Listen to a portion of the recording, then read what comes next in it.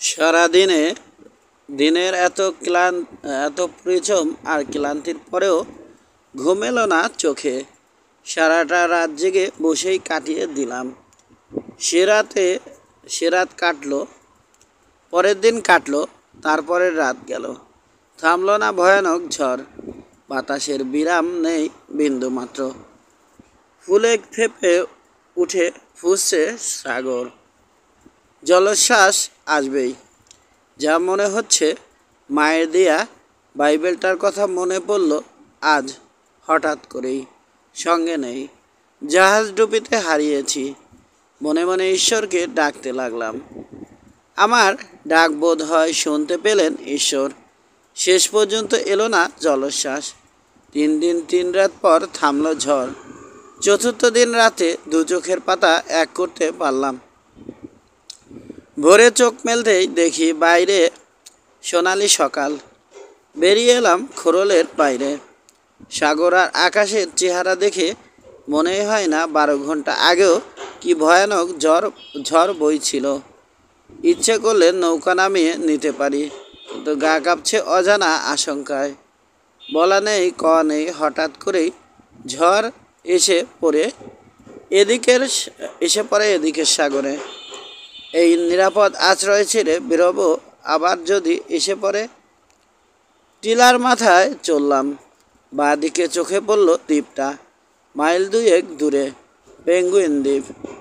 আর দ্বিধা করলাম না আমরা, নৌকা নামিয়ে নিলাম। আকাশ একেবারে পরিষ্কার। শিগগির আর ঝড় আসবে বলে মনে হলো না। পেঙ্গুইন দ্বীপের দিকে নৌকা চালালাম।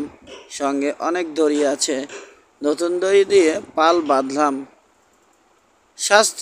শান্ত সাগরে তরতর করে এগিয়ে চলল নৌকা। পেঙ্গুইন দ্বীপের পাশ কাটিয়ে ও পাশে আসতেই চোখে পড়ল আমাদের দ্বীপ, প্রবাল দ্বীপ। হাওয়া পড়ে গেল হঠাৎ করেই। দাঁড় তুলে নিলাম আমরা। বিকেল নাগাদ এসে পৌঁছলাম প্রবাল প্রাচীরের বাইরের দিকে। জাহাজডুবি ফাটলের কাছে পৌঁছতে পৌঁছতে সন্ধ্যা হয়ে গেল। একটা দুটো তারা ফুটতে শুরু করেছে আকাশে। ঝিরঝিরে বাতাস, বিশাল এক চাঁদ উঠল পূবের আকাশে। সৈকতের ঝকঝকে সাদা বালিতে টেনে তুললাম নৌকাটা। বল্লম আর মুগুরগুলো তুলে নিয়ে ছুটলাম বাড়িতে। পাহাড়ের দেয়াল ঘেঁষে বানিয়েছি কুঁড়ে। ঝড়ের দাপট সব গেছে পাহাড়ের উপর দিয়ে। আমাদের কুঁড়ের কিচ্ছু হয়নি। ভেতরে জিনিসপত্র যেভাবে যা রেখে গিয়েছিলাম তেমনি আছে। ঈশ্বরকে ধন্যবাদ, আমাদের জানমাল সব সামলে রেখেছেন তিনি।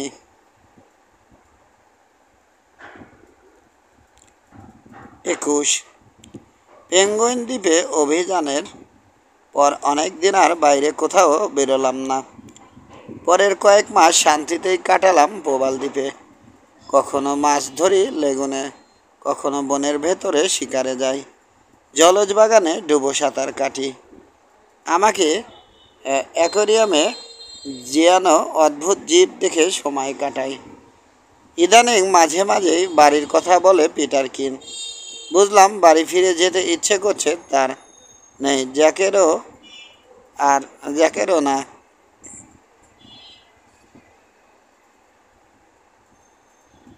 আরো কয়েক বছর কাটিয়ে যেতে পারি এখানে। আমার তেমন ইচ্ছে নেই জ্যাকেরও না। আরো কয়েক বছর কাটিয়ে যেতে পারি এখানে, খারাপ লাগবে না। তবু প্রায়ই গিয়ে দাঁড়াই হীরক গুহার উপরের বড় পাথরটায়। সাগরের দিকে চেয়ে থাকি, জাহাজ যায় কিনা লক্ষ্য করি। চমৎকার আবহাওয়া যেন চির বিরাজমান। ফল দিচ্ছে কিছু কিছু গাছ। বনে শুয়োরের সংখ্যা বেড়েছে। আমরা 3 জন মানুষ, আর কত খাবো। এক নাগাড়ে বংশবৃদ্ধি করে চলেছে জানোয়ারগুলো। বনে ঢুকলেই দেখা মেলে। কষ্ট করে খুঁজতে হয় না। সেই যে ছাতার মতো গাছটা হলুদ ফল ধরে।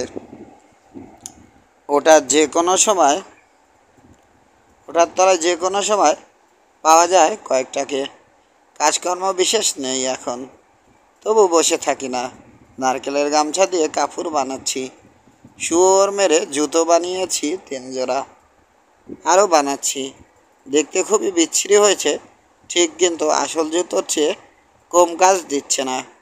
একদিন সাঁতার কাটছি আমি আর জ্যাক হীরক গুহার কাছের সাগরে। কোনো অজানা কারণে হাঙর আসে না এদিকে, অন্তত আজ পর্যন্ত দেখিনি একটাকেও। শিগগিরই মাছে পরিণত হবে তোমরা, উপরে দাঁড়িয়ে বলল একসময় পিটার কিন। তারপর সাঁতরে চলে যাবে আমাকে একা ফেলে। জ্যাককে তো এখনই হাঙরের মতো দেখাচ্ছে। কপাল ভালো তুমি সাঁতার জানো না, এসে বলল জ্যাক। তাহলে সার্ডিন মাছ হয়ে যেতে। ওই রকমই হোতকা। হেসে উঠলাম হো হো করে। হাসতে গিয়ে সাগরের দিকে চোখ পড়ল পিটার কিনের। বুড়ো কুচকে গেল দেখতে দেখতে। আরে ওগুলো কি কি একই সঙ্গে প্রশ্ন করলাম আমি আর জ্যাক। বুঝতে পারছি না, বলল পিটার কিন। বুঝতে পারছি না? কালো কালো দুটে পাখি হতে পারে না, আরও বড়। তাড়াতাড়ি উঠে এলাম আমি আর জ্যাক। দিগন্তের কাছে কালো দুটো কি যেন এগিয়ে আসছে। তিমি বলেই চেঁচিয়ে উঠল পিটার কিন। না না, তিমি না, নৌকা দুটো। কপালে হাত রেখে তীক্ষ্ণ চোখে তাকিয়ে আছে সে। নৌকা, ও দুটো নৌকা। বুকের খাঁচায় ধূপধাপ লাফাতে শুরু করলো হৃৎপিণ্ডটা আনন্দে। আবার বহু মানুষের সান্নিধ্য পাব। নৌকা, কিন্তু নড়াচড়ার ধরনটা বিশেষ সুবিধের মনে হচ্ছে না। নিচু গলায় বিড়বিড় করলো জ্যাক। কেমন যেন অদ্ভুত। আরও এগিয়ে এলো নৌকা দুটো। কেন হঠাৎ সতর্ক হয়ে উঠল জ্যাক। যুদ্ধের কেন কিনা বলতে পারবো না, তবে এটা জানি যে কোনো কেনতে চড়েই আসুক ওরা মানুষ খেকো। দক্ষিণ সাগরীয় দ্বীপের সব মানুষই মানুষ খেকো, আর বিদেশিদের একদম দেখতে পারে না ওরা। জলদি কাপড় পরে নাও রাল্ফ, লুকিয়ে পড়া দরকার। তাড়াতাড়ি কাপড় পরে নিলাম আমি আর জ্যাক। হীরক গুহার একটা বড় পাথরের আড়ালে লুকিয়ে পড়লাম। 3 দিক থেকে আমাদেরকে ঘিরে আছে ঝোপঝাড়। চট করে কারো চোখে পড়ে যাওয়ার সম্ভাবনা কম। সঙ্গে তো কোনো অস্ত্রই নেই আমাদের, বললাম আমি। থাকলেও কোনো লাভ হতো না হয়তো, গম্ভীর কণ্ঠে বলল জ্যাক। তবে সহজে ধরা দেব না। লাঠি সোটা জোগাড় করে বাধা দেব, আর আশেপাশে পাথর তো আছেই। আগে থেকেই জোগাড় করে রাখি কিছু, বললাম। ঠিক বলেছ, সায় দিল জ্যাক। তাড়াহুড়ো করে গোটা 3 মোটা শুকনো ডাল জোগাড় করে আনলাম আমরা। বেটে ডালগুলো মুগুরের কাজ দেবে। বেশ কিছু পাথরও তুলে এনে স্তূপ করে রাখলাম ঝোপের ভেতর। তারপর আগের জায়গায় বসে অপেক্ষা করতে লাগলাম দুরু দুরু বুকে, চুপচাপ। আরও কাছে এসে গেছে নৌকা। বোঝা যাচ্ছে আগের কেনটাকে তাড়া করে আনছে পেছনেরটা। সামনেরটার জন্য 40 যাত্রী, তার ভেতরে কয়েকজন মহিলা আর শিশুও আছে। পেছনেরটায় শুধু পুরুষ। এটা তো 40 জনই হবে। অনেক বেশি অস্ত্রে শস্ত্রে সজ্জিত, ভয়ঙ্কর চেহারা। দুদলই দাঁড় টান বাইছে প্রাণপণে। খানিক দূরে সৈকতে এসে খ্যাচ করে লাগলো আগের কেনটার তলা। লাফিয়ে তীরে নামতে শুরু করলো যাত্রীরা। চেঁচামেচি করছে। মোট 3 জন মেয়ে মানুষ, 2 জন বয়স্ক, 1 জন তরুণী। বয়স্ক 2 জনের কোলে বাচ্চা। সোজা বনের দিকে ছুটল ওরা। পুরুষেরা বল্লম আর মুগুর হাতে দাঁড়িয়ে রইল পানির ধারে। পৌঁছে গেল পেছনের কেনটা। তীরে লাগার আগেই ঝপাঝপ লাফিয়ে অল্প পানিতে নেমে পড়ল আরোহীরা। চেঁচাতে চেঁচাতে ছুটে এলো পানি ভেঙে। আক্রমণের ভঙ্গিতে বেঁধে গেল যুদ্ধ। 22 প্রচণ্ড লড়াই চলছে। মোগরের ব্যবহারই বেশি হচ্ছে। সুযোগ পেলেই বসিয়ে দিচ্ছে একে অন্যের মাথায়। বিচিত্র ভঙ্গিতে লাফাচ্ছে প্রায় উলঙ্গ দেহগুলো। মানুষ না, সাক্ষাৎ শয়তান বলেই মনে হচ্ছে ওদেরকে। নিষ্ঠুর রক্তপাত দেখতে পারলাম না, চোখ ফিরিয়ে নিলাম অন্য দিকে। কিন্তু অদ্ভুত এক আকর্ষণ আবার আমার চোখকে টেনে ফেরালো যুদ্ধক্ষেত্রের দিকে। আক্রমণকারীদের সর্দারের চেহারা কুৎসিত দেখতে, যেমন লম্বা তেমনি চওড়া। শরীরের রং কয়লার মতো কালো, হলুদ লম্বা চুল, নিশ্চয় রং করা। পা থেকে মাথা পর্যন্ত বিচিত্র রঙের উল্কি। কালো মুখে উজ্জ্বল একজোড়া চোখ, ঝকঝকে সাদা দাঁত ভয়ঙ্কর করে তুলেছে চেহারাটাকে। দুর্দান্ত যোদ্ধা। দেখতে দেখতে 4 জন লোককে ধরাশায়ী করে ফেলল সে। হঠাৎ হলুদ চুলওয়ালাকে আক্রমণ করে বসলো আরেকজন তারই মতো লম্বা চওড়া লোক। হাতে বিশাল গদা কাঠের তৈরি, মাথাটা ঈগলের ঠোঁটের মতো বাঁকানো, চোখা, মারাত্মক অস্ত্র। 2-1 সেকেন্ড পরস্পরের দিকে চেয়ে স্থির দাঁড়িয়ে রইল ওরা। তারপর ঘুরতে শুরু করলো একে অন্যকে সামনে রেখে। তারপর প্রায় একই সঙ্গে লাফ দিল দুজন। গদা ঘুরিয়েই বসিয়ে দেবার চেষ্টা করলো শত্রুর মাথায়। গদায় গদায় আঘাত লেগে ভোঁতা আওয়াজ উঠল। টলে উঠল হলুদ চুলওয়ালা। তার গায়ের উপর এসে পড়ল অন্য লোকটা। ধাক্কা দিয়ে মাটিতে চিৎ করে ফেলে দিল সর্দারকে। গদা তুলল মাথা লক্ষ্য করে, কিন্তু আঘাত হানার আগেই তার মাথায় এসে লাগলো বিরাট এক পাথর। ছুঁড়ে মেরেছে হলুদ চুলওয়ালার দলের একজন। হুঁশ হারিয়ে পড়ে গেল লোকটা। সে আগের কেন লোক, আরেক সর্দার। চেহারা আর হাবভাবে তাই মনে হলো।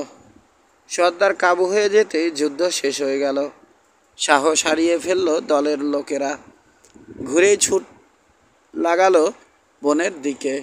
তাদের পেছনে ছুটল হলুদ চুলওয়ালার লোকেরা। পরাজিত দলের একজনও পালাতে পারল না। সব কজনকে ধরে নিয়ে এলো হলুদ চুলওয়ালার লোকেরা। বন্দীদের কাউকেই মারল না ওরা, বরং বাঁচিয়ে রাখার দিকেই যেন নজর বেশি। দড়ি দিয়ে শক্ত করে বেঁধে একটা ঝোপের পাশে বালির উপর শুইয়ে রাখলো পরাজিতদের। তারপরে গিয়ে নামলো পানিতে। আঘাত কম বেশি সবাই পেয়েছে। রক্ত আর বালি ধুয়ে ফেলতে লাগলো গা থেকে। গুনে দেখলাম মোট 15 জন বন্দি। পানি থেকে উঠে এলো হলুদ চুলওয়ালার লোকেরা 22 জন।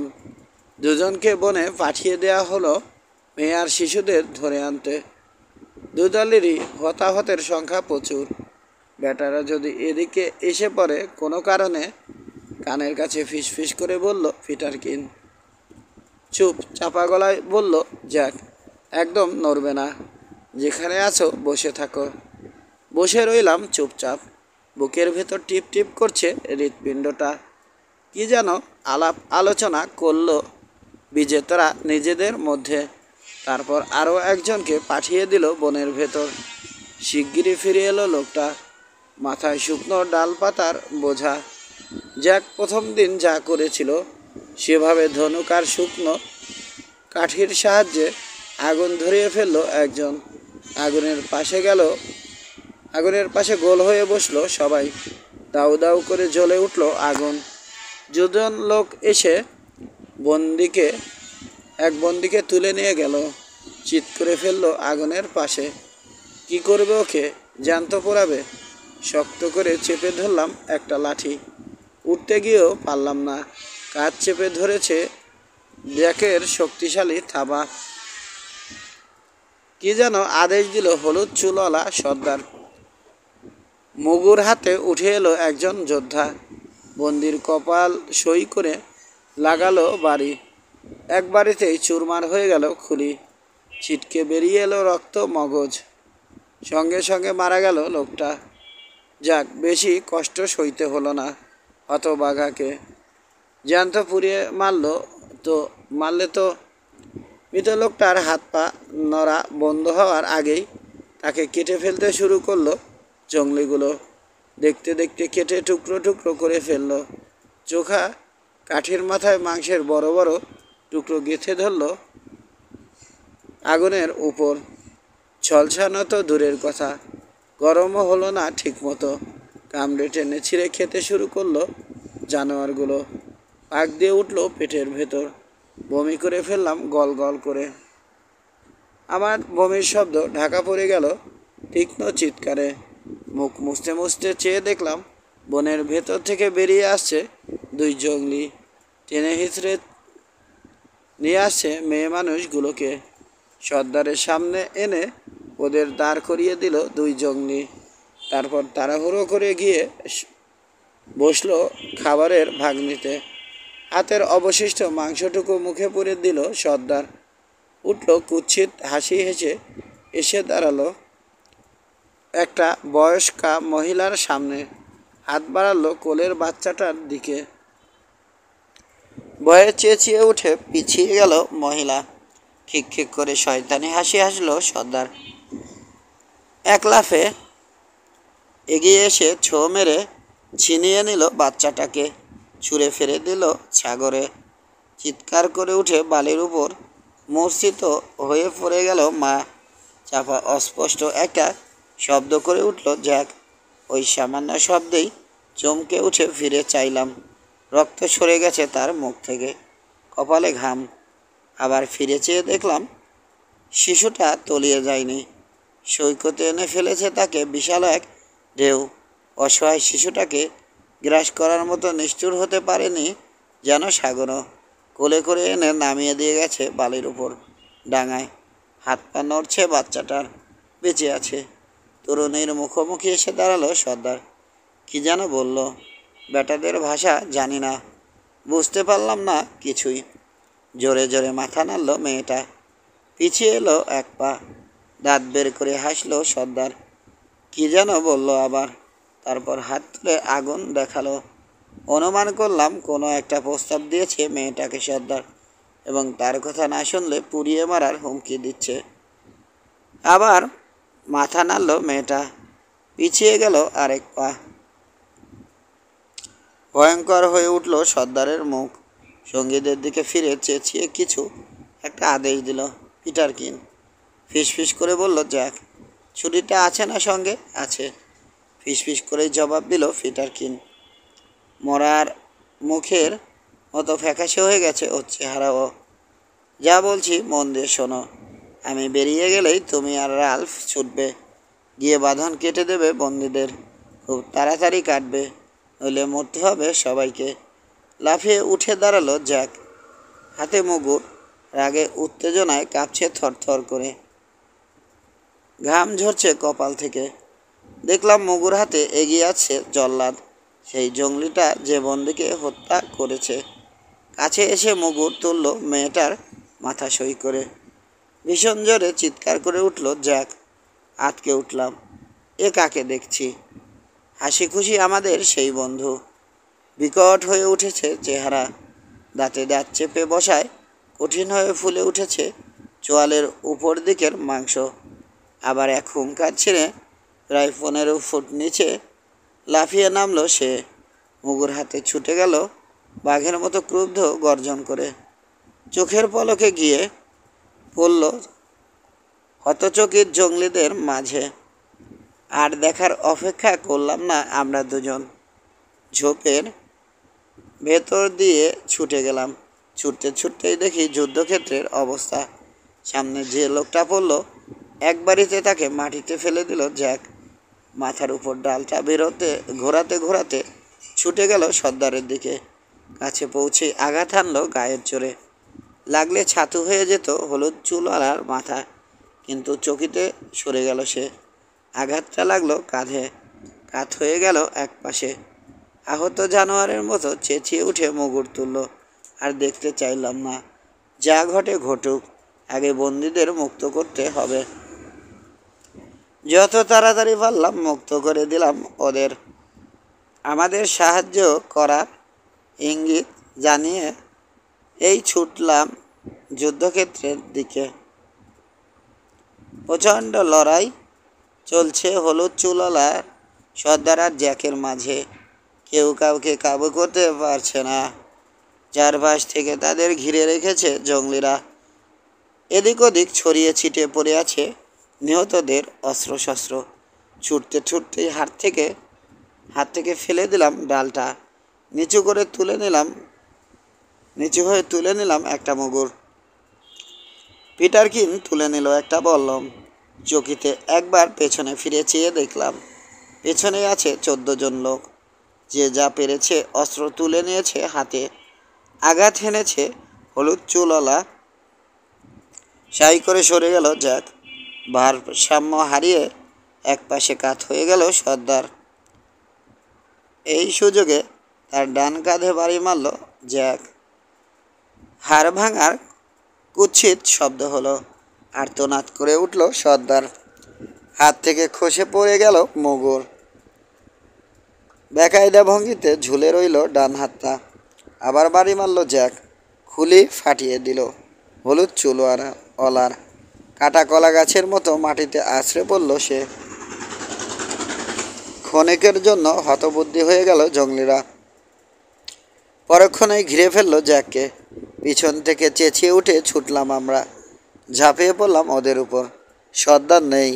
আচমকা এভাবে আক্রমণে আক্রান্ত হয়ে হতচকিত হয়ে পড়ল জঙ্গলিরা। প্রথম চোটেই ধরাশায়ী হলো 7 জন।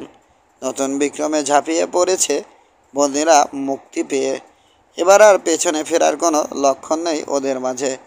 জ্যাকের লাঠির সামনে দাঁড়াতে পারছে না কেউ।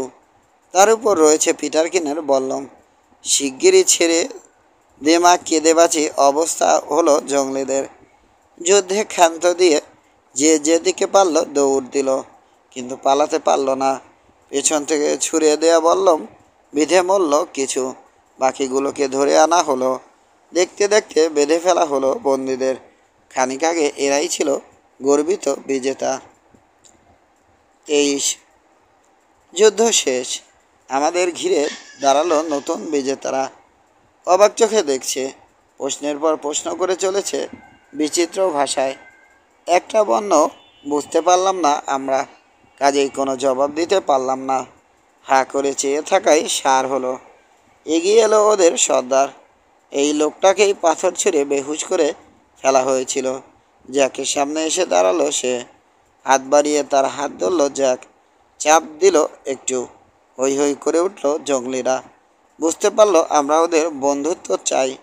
এইবার এগিয়ে এলো মেয়েটা। চোখে কৃতজ্ঞ দৃষ্টি। সেই মহিলার উপর চোখ পড়ল। পানির ধার থেকে বাচ্চাকে তুলে এনেছে। ভালোই আছে বাচ্চাটা।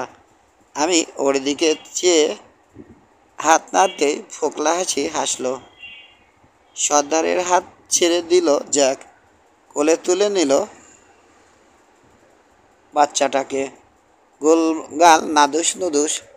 পেটে আঙুল দিয়ে আলতো খোঁচা দিতেই খিলখিল করে হেসে উঠলাম আমি আর পিটারকিনও। মায়ের চোখের কোণে টলমল করে উঠল পানি। বিড়বিড় করে কিছু বলল আমাদের দিকে চেয়ে। বুঝলাম না। হয়তো আমাদের ভালো চেয়ে প্রার্থনাই জানালো ওদের দেবতার কাছে। বাচ্চাটাকে মায়ের কোলে ফিরিয়ে দিয়ে সর্দারের হাত ধরল আবার জ্যাক। টেনে নিয়ে এগোলো। পেছনে ফিরে ইশারা করলো সবাইকে। অনুসরণের নির্দেশ। দলটাকে নিয়ে আমাদের কুরের দিকে চললাম। জাহাজ উপত্যকায় পৌঁছে গেলাম শিগগিরই। কুরের সামনে এসে বসে পড়ল জঙ্গলিরা। বেটাদের কিছু খাওয়ানো দরকার, বলল জ্যাক। নিশ্চয় খিদে পেয়েছে। খিদে যে পেয়েছে খাবার দিতেই বোঝা গেল। গপাগপ মুখে পুরে গিলতে লাগলো ওরা। ঝলছানা শুয়োর, হাঁস আর মাছ। সেই সঙ্গে প্রচুর পরিমাণ নারকেল, রুটি ফল, আলু, মিষ্টি আলু আর অন্যান্য ফল। মানুষ নয়, যেন এক একটা রাক্ষস। আগে ভাবতাম আমি বুঝি বেশি খাই। বলে উঠল পিটারকিন। কিন্তু এই বেটাদের যে কেউ একাই খেয়ে ফেলতে পারে আমাকে। জঙ্গলিদের খাওয়া শেষ হলে আমরা খেতে বসলাম। খাওয়া সেরে কুড়ের বাইরে বেরিয়ে দেখি হাত পা ছড়িয়ে মাটিতেই শুয়ে পড়েছে সবাই।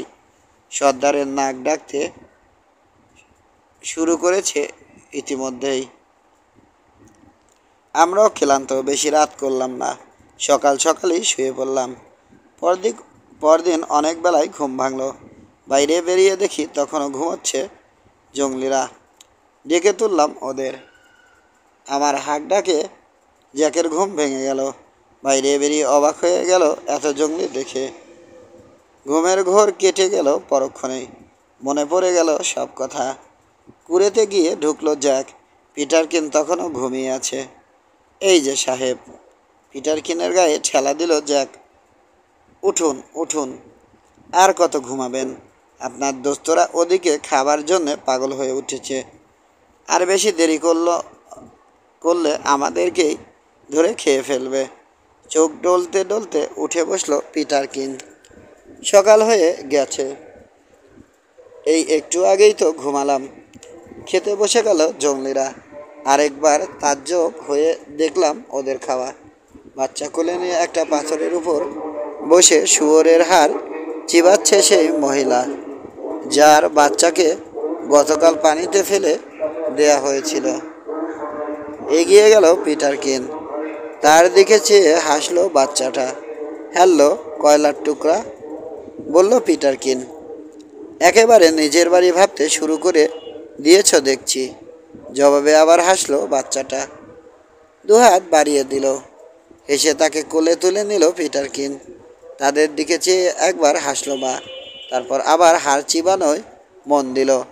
জঙ্গলিরা খাচ্ছে।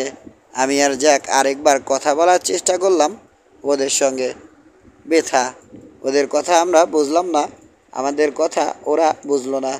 কার কি নাম এটা জেনে নেয়ার চেষ্টা করলো জ্যাক। সর্দারের সামনে বসে তাকে দেখিয়ে নিজের বুকে হাত রাখলো। বলল জ্যাক। আমাকে দেখিয়ে বলল রাল্ফ। তারপর পিটারকিনের দিকে আঙুল তুলে বলল পিটারকিন। সঙ্গে সঙ্গেই বুঝে গেল সর্দার।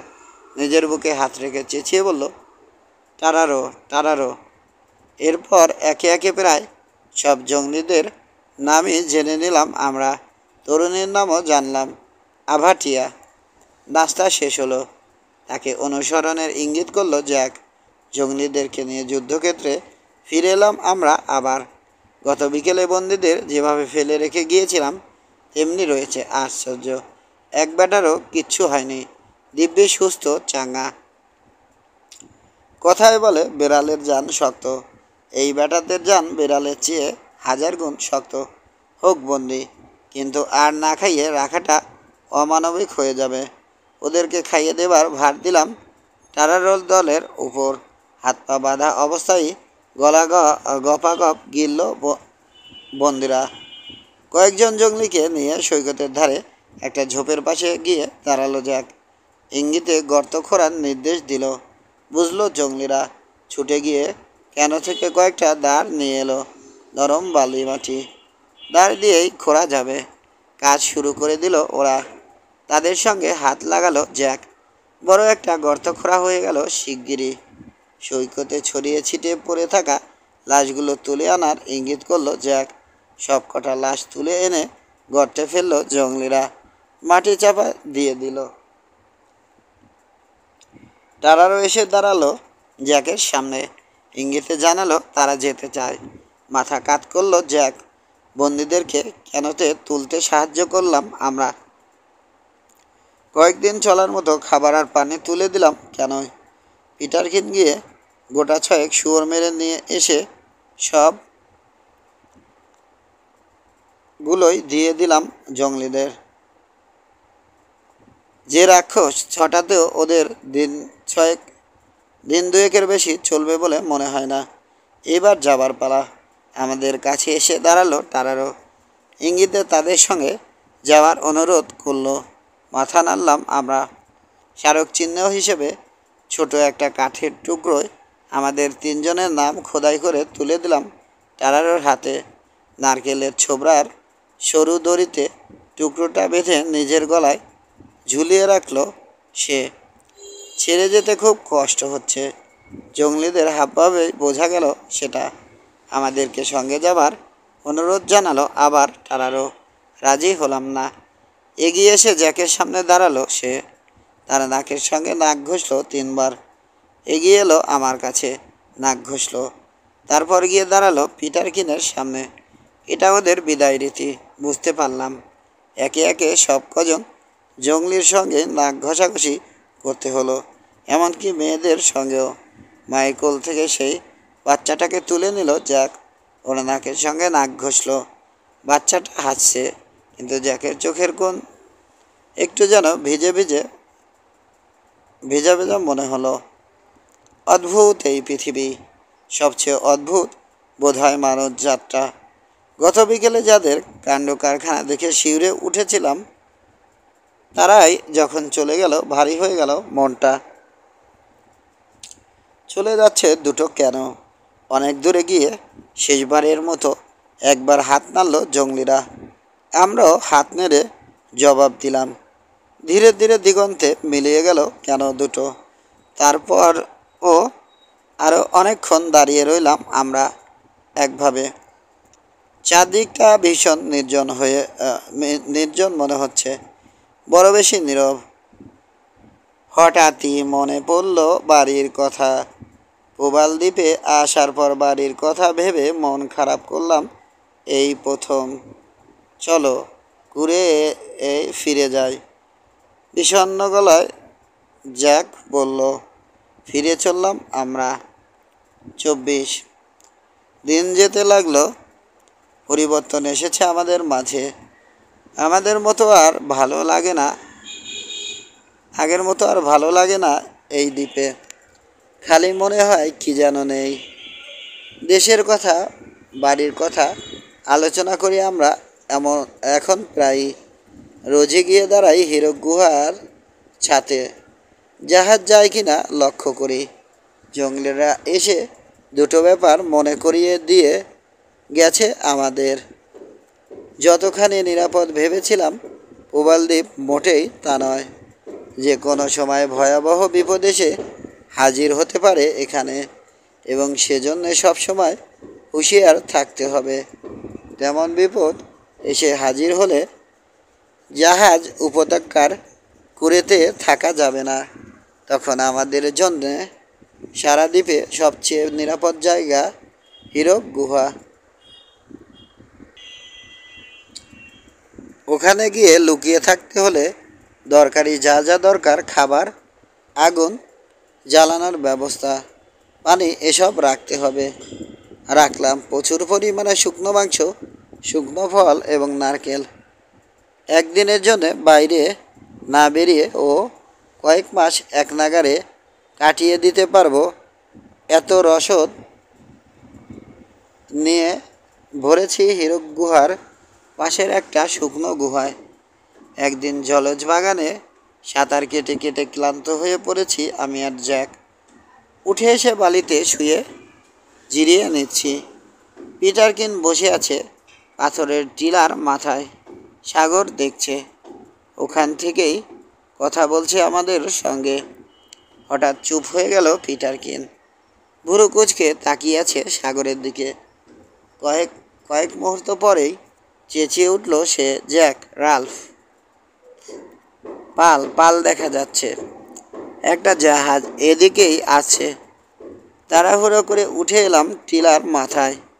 পিটারকিনের পাশে ঠিকই একটা স্কুনার।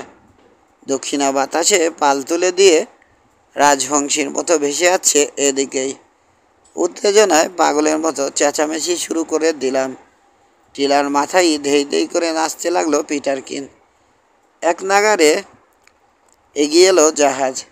ঘণ্টাখানেকের ভেতরেই পৌঁছে গেল প্রবাল প্রাচীরের ওপাশে। প্রধান পাল নামিয়ে দেয়া হলো। আমাদের দিকে নাক করে এগিয়ে আসছে জাহাজটা ধীরে ধীরে। প্রাচীরের কাছাকাছি পৌঁছেই নামিয়ে ফেলা হলো সব কটা পাল। চুপচাপ ভেসে রইল জাহাজ। জঙ্গলিদের মতোই লাফঝাপ শুরু করলাম আমরা। হাত নাড়াতে লাগলাম, সেই সঙ্গে চেঁচামেচি। জাহাজের দিকে কয়েকজন নাবিক, আমাদের দিকেই মুখ। এক মুহূর্ত এদিকেই চেয়ে রইল বোধহয় ওরা, তারপর ফিরে গেল। একটু পরেই দেখলাম নৌকা নামানো হচ্ছে। আমাদের দেখেছে ওরা, চেঁচিয়ে বলল পিটারকিন নিতে আসছে। এরপর প্রায় একই সঙ্গে ঘটে গেল কয়েকটা ঘটনা। পতাকা উঠে যেতে দেখলাম দড়ি বেয়ে প্রধান মাস্তুলের মাথায়। পরক্ষণে জাহাজের একপাশে কালচে সাদা ধোঁয়ার একটা ফুল ফুটল। 1 সেকেন্ড পরেই মনে হলো গুরুগম্ভীর আওয়াজ। আওয়াজের সঙ্গে সঙ্গেই আমাদের ঠিক পাশের টিলার মাথায় পড়ল এসে কামানের গোলা। খানিকটা জায়গার পাথর গুঁড়িয়ে ভেঙে তছনছ করে দিল। বরফের মতো জমে গেলাম যেন। পতাকাটা চড়ে বসেছে মাস্তুলের মাথায়। ঝিরঝিরে বাতাসে কাঁপছে থির থির করে। কালো রং, সাদা রঙে আঁকা মানুষের হাড়ের ক্রসের উপর বসে আছে একটা খুলি। সাগরের আতঙ্ক জলি রোজার। জলদস্যুদের পতাকা। জলদস্যু। প্রায় একই সঙ্গে চেঁচিয়ে উঠলাম তিনজনে। তীরের মতো ছুটে আসছে হালকা নৌকা। ফাটলের কাছে পৌঁছে গেছে। এখনই ঢুকে পড়বে জাহাজডুবি লেগুনে। জ্যাকের দিকে তাকালাম। কি করব এখন? লুকিয়ে পড়তে হবে। চাপা গলায় বলল জ্যাক, ওদের হাতে পড়া চলবে না কিছুতেই। এসো জলদি। টিলা থেকে নেমে বনে ঢুকে পড়লাম। আগে আগে ছুটল জ্যাক একটা সরু আঁকাবাঁকা পথ ধরে। পিছু নিলাম আমরা। শিগগিরই চলে এলাম হীরক গুহার ছাতে। একটা পাথরের আড়ালে লুকিয়ে বসে সাবধানে উকি দিলাম। জাহাজ উপত্যকার সৈকতের কাছে পৌঁছে গেছে নৌকা। তীরে ঠেকল। লাফিয়ে বালিতে নেমে পড়ল কয়েকজন লোক। ছুটে গেল আমাদের কুরের দিকে। মিনিট খানেক পরেই ফিরে আসতে দেখলাম ওদেরকে। একজনের হাতে অন্ধ বিড়ালটা। লেজ ধরে মাথার উপরে তুলে বন বন করে ঘোরালো সে বেচারা জীবটাকে। হাতের মুঠি হঠাৎ আলগা করে ফেলল। উড়ে গিয়ে সাগরে পড়ল বিড়ালটা। কয়েক মুহূর্ত ভেসে থাকার প্রাণপণ চেষ্টা করে ডুবে গেল। হো হো করে হাসির শব্দ এসে কানে পৌঁছালো আমাদের। বেটাদের কাছে কেমন ব্যবহার পাবো বুঝতে পেরেছ তো? তিক্ত কণ্ঠে বলল জ্যাক। হীরক গুহায় লুকাতে হবে আমাদের। আমার কি হবে? বলে উঠল পিটারকিন। আমি তো ডুবো সাঁতার জানি না। আমরা নিয়ে যাব তোমাকে, বাধা দিয়ে বলল জ্যাক। মন শক্ত করে নাও। লুকানোর নিরাপদ আর কোনো জায়গা নেই আমাদের। ঢোক গিলল পিটারকিন। ঠিক আছে, এসো যাই। বসে বসে এগোলাম। চলে এলাম সেই পাথরটার কাছে যেখান থেকে ঝাঁপিয়ে পড়ি আমি আর জ্যাক। আমরা দাঁড়িয়ে ওঠার সঙ্গে সঙ্গে একটা চিৎকার শোনা গেল। বেটারা দেখতে পেয়েছে আমাদের। আর দেরি করা যায় না। দুদিক থেকে পিটারকিনের দুবাহু শক্ত করে ধরলাম আমি আর জ্যাক। ভয় নেই পিটারকিন, বলল জ্যাক। মোটেই কঠিন কাজ না। বড় করে দম নাও। কোনো রকম গোলমাল করবে না পানির তলায়। আমরাই নিয়ে যাব তোমাকে। মাথা কাত করে সায় জানালো পিটারকিন। শক্ত হয়ে গেছে চোয়াল। স্থির চোখে চেয়ে আছে পানির তলার সবুজ নড়াচড়ার দিকে। রেডি? বলে উঠল জ্যাক। 1, 2, 3। একই সঙ্গে ঝাঁপ দিলাম তিনজনে। কোনো রকম গোলমাল করল না পিটারকিন। আমাদের দুজনের মাঝে চুপচাপ শরীর সোজা করে রইল। তীরের মতো সুড়ঙ্গ ধরে এগোলাম আমরা ওকে নিয়ে। পৌঁছে গেলাম গুহার ভেতরে। ভেসে উঠলাম নিরাপদেই। পিটারকিনের কোনো ক্ষতি হয়নি। এক ঢোক পানিও খায়নি। দম বন্ধ করে রেখেছিল ঠিক মতোই। রীতিমতো দুঃসাহস দেখিয়েছে সে। ওর মতো সাঁতার না জানলে অন্যের উপর ভরসা করে কিছুতেই ডুব দিতে পারতাম না আমি। তাকে এসে উঠলাম আমরা সেখান থেকে নামলাম গুহার শুকনো মেঝেতে। পাশের গুহাটায় ঢুকে পড়লাম। আগুন জ্বালালো জ্যাক। ঝিকমিক করছে রঙিন প্রবাল। আমাদের মুখে অনেকবার শুনেছে, কি দেখতে পাবে জানা আছে। তবু বিস্ময় চাপা দিতে পারল না পিটার কিন। হা করে চেয়ে রইল সে অপরূপ সৌন্দর্যের দিকে। বাইরে কি হচ্ছে না হচ্ছে কিছুই জানে না। দস্যুরা কি পানিতে ঝাঁপ দিতে দেখেছে আমাদের? এই গুহাটা কি আবিষ্কার করতে পারবে? অনিশ্চিত এক পরিস্থিতি। অনেকক্ষণ কেটে গেল, এলো না দস্যুরা। প্রচণ্ড খিদে পেয়েছে। ওরা আসুক বা না আসুক, আগে খেয়ে নেব ঠিক করলাম। তারপর যা হয় হবে। কপালের লিখন খণ্ডানো যাবে না। খেয়ে নিলাম। বাইরে নিশ্চয় রাত নামছে এখন। এই বন্ধ গুহার ভেতরে কিছুই করার নেই, শুয়ে পড়লাম। ঘুম ভাঙলে প্রথমে বুঝতেই পারলাম না কোথায় আছি। তারপর একে একে সব মনে পড়ল। উঠে এসে পাশের প্রধান গুহাটায় ঢুকলাম। আবছা আলো আসছে মাথার উপরের একটা সরু ফাটল দিয়ে। তার মানে বাইরে এখন দিন। ফিরে এসে জানালাম জ্যাক আর পিটার কিনকে। নাস্তা সারলাম। এভাবে বসে থাকতে পারবো না, বলল জ্যাক। বাইরে গিয়ে দেখতে হবে কি অবস্থা। আমিই যাচ্ছি না, বলে উঠলাম। জ্যাক, তুমি থাকো। এর আগে প্রতিবারেই প্রথম ঝুঁকি নিয়েছ তুমি। একটা ঝুঁকি অন্তত আমাকে নিতে দাও। ঠিক আছে, হাসলো জ্যাক, কিন্তু সাবধান। চারদিকে কড়া নজর রাখবে। রাল্ফ, তোমার দোহাই, ধরা পড়ো না ওদের হাতে, বলে উঠল পিটার কিন। তাকের উপর থেকে মাথা দিয়ে পড়লাম পানিতে। ঝাঁপ দিয়ে পড়লাম পানিতে। এক ডুবে সুড়ঙ্গ পেরিয়ে বেরিয়ে এলাম বাইরে। বুশ করে মাথা তুললাম। ভেসে রইলাম চুপচাপ, কান খাড়া। পাথরের গায়ে ছল বাড়ি মারছে পানি। বনের ভেতর থেকে ভেসে আসছে কাক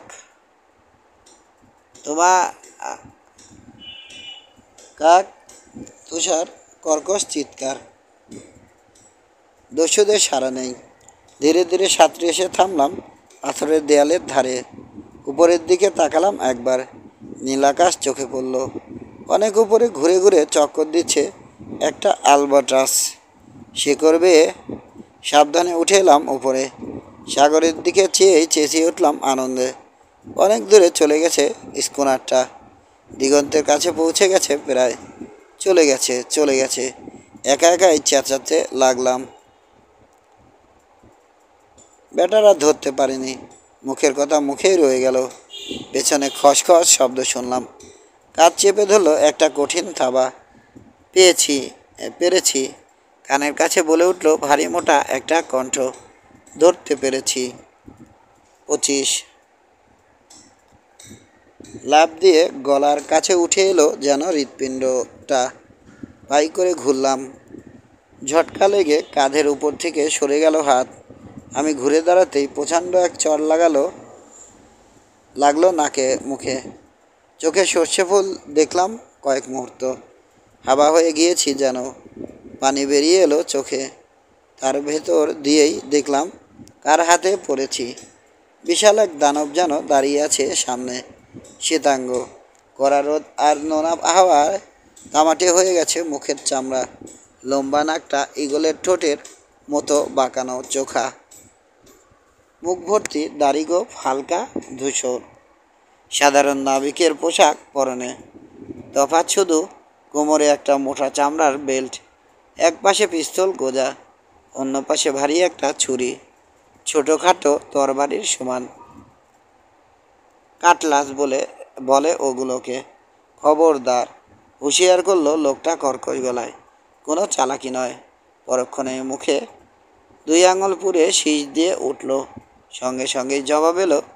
পাথুরের দেয়ালের এক প্রান্তের একটা খাঁড়ির ভেতর থেকে বেরিয়ে এলো নৌকা। আমি যেখান দিয়ে উঠেছি তার কাছে এসে থেমে পড়ল। সৈকতে চলে যাও, নৌকার লোকদের আদেশ দিল দানবটা। ওরা নৌকা নিয়ে রওনা হয়ে গেল। সৈকতে চলো, আমাকে বলল লোকটা। পালানোর চেষ্টা করলেই গুলি খাবে। পালাতে পারবো না বুঝতেই পারছি, কাজেই সে চেষ্টা করলাম না। পরে হয়তো সুযোগ পেয়েও যেতে পারি। হেঁটে চললাম তার আগে আগে। আমাদের আগেই জাহাজ উপত্যকায় পৌঁছে গিয়েছে নৌকা। বালিতে দাঁড়িয়ে আছে কয়েকজন নাবিক, ভয়ঙ্কর চেহারা। আগুন জ্বালাও, ধোঁয়া করো, আদেশ দিল দানবটা।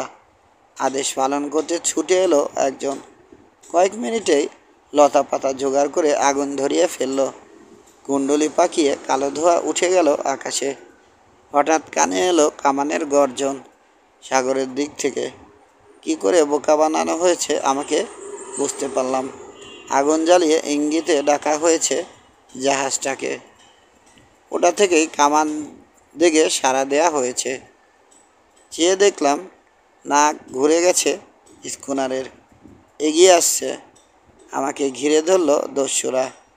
মুখ ভর্তি দাড়িগোঁফ, সব কটার।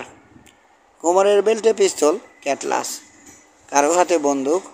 কথা বলার সময় দানবটাকে ক্যাপ্টেন সম্বোধন করছে ওরা।